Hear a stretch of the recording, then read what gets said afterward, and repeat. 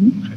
Yes, and then the second part about gift and talent is decision. And I spoke to Ms. Jahn this week about a student in elementary that a friend and family called and says, oh, what's the process? The mom texts me and says, how do I get this child into gifted and talented? She needs to go and so forth. And I said, well, did you speak with the teacher? She says, yeah, the teacher did. And teacher stopped it and said that they didn't want to overstress the academics of the child and did not recommend the child going to that.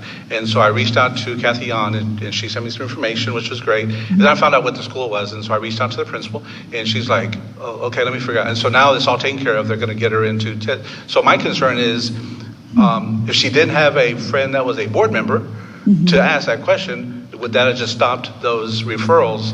And are the teachers can they do that? Which it doesn't sound like from your presentation. They should, if a family has interest, they should refer it to the gift and talent specialist and do that, and let those people, that the staff make that decision to either yes or no appropriate, or speak to them about the stress of going to the gift and talent or advancing or however the part of it is. And so that would be my concern to administration, is for us to make it very clear to the teachers. Yes, that's great, but it doesn't stop there. It's almost like reporting abuse or something. It needs to move forward. So that was the only thing, and I'll leave that alone. I just wanted to address that, so that y'all can move forward and address that question. And Ms. Moreno, you're very right. There is no stop gating. As I explained to Ms. Spurlock, that any parent who is interested at any time reserves the right. Once their child tested, we can absolutely do that. And I just think on our end, that's just beefing up with our GT specialists, making certain that their teachers, their campus staff are fully aware of the rules, the regulations, and the processes. Correct. And that's why when I was like, I'm not even giving any guidance, I'm just moving forward to the right people, because we all think our kids are gifted and talented. And so, but it's not up to me to decide that, moving on to the next. So the next couple questions is on AVID. It's a great topic. I'm sitting here looking at a jersey of a past board member that just loved AVID, and really it's been a priority and a focus of the board for so many years. And I like to see it in increasing.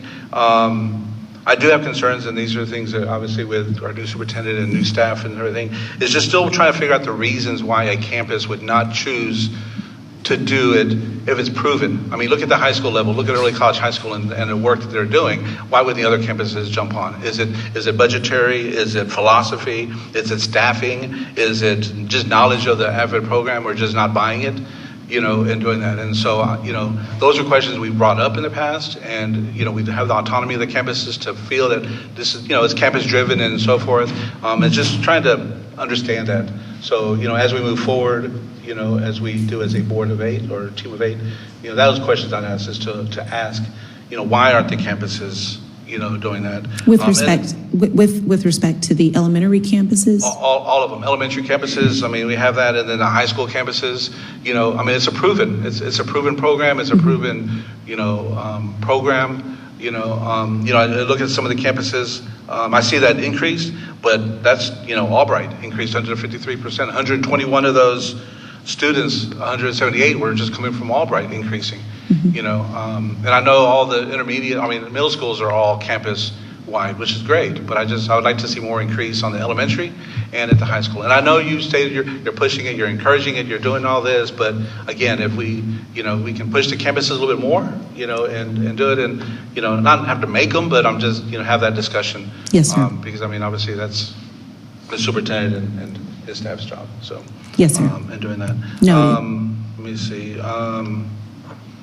AP courses, if you can provide to us in the board notes. I like the way you broke down gifted and talented and AVID by campuses and everything, but the AP it didn't. So it really doesn't give me a clear on the high schools, like those were early college, high school. Was that Kerr? How's it going? Because I'm really concerned about what's happening at our Elsick and Hastings campuses based on our reporting from our data and so forth, to see that. And I just would like to see that so that we can start to see growth over the years, because this is a new base that we can look at what's happening and see what's going on there, and if they increase it and so forth.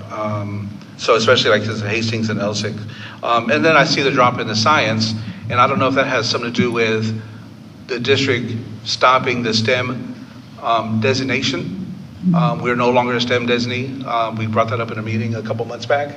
And so that was a concern I have if the district is losing the focus on STEM because we lost that or it was not renewed or it wasn't continued from administration. Is that trickling down to the campuses and to the teachers and then to the students, which it affects it? So, I'd just like to see how that comes together. Yes, sir. The last is on your on-ramp. Excellent. We're beginning of it. I'd like to see the increase of it. I'm excited to see for future years the increase in that. So yes, had nothing negative on that one. The other ones were negative, just my view of some questions. So yes, sir. Thank you so much, Mr. Moreno. Thank you for your time in the presentation. Yes, sir, and we will follow up with that information for you. Thank you. Mr. Moreno, I just wanted to address the question about STEM. We haven't stopped any of our STEM emphasis or projects, any of our STEM programming. When the blueprint changed for early college high schools, I think it was in 2017,